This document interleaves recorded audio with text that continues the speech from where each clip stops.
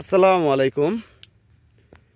বারেটো জাতের পটল, হাইব্রিড জাতের যে পটল, আমাদের পটলে কোনো পরাগায়ন করতে হয় না। আমাদের পটলের দেখেন কি পরিমাণ চালান আসে, সেটা চোখে না দেখলে আসলে বিশ্বাস করার মতো না। দেখেন এই যে আমাদের পটলের যে সাইজটা, এই জমিতে কালকে পটল ওঠানো হয়েছে। প্রতি সপ্তাহে একদিন অথবা 2 দিন আমাদের পটল ওঠাই আমরা। দেখেন আমাদের পটলের সাইজটা। খাটো জাতের চাইতে আমাদের এই লম্বা জাতের পটল বাজার চাহিদা অনেক বেশি।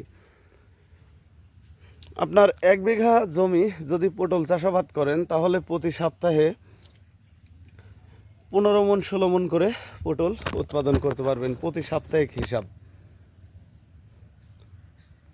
আর পটল চাষাবাদটা করবেন উঁচু জমিতে। উঁচু জমিতে যদি আপনারা পটল চাষাবাদ করেন, তাহলে ভালো একটা বেনিফিট পাবেন। এই যে পটলের সাইজ দেখেন আপনারা।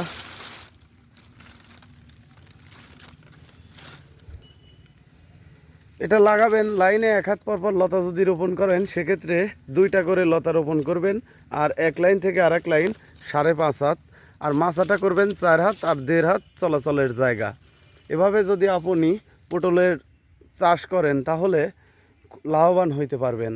আর পটলের গাছ একবার রোপণ করলে ওই জমিতে 3-4 বছর পর্যন্ত একই গাছে আপনারা ফল পাবেন। প্রতি বছর শীতকালীন সময়ে গাছের গোড়া থেকে 4 ইঞ্চি উপরে কেটে দিলেই ওই গাছটা আবার ফাল্গুনে যায় আপনারা মাচা করে আবার উঠাই দিবেন।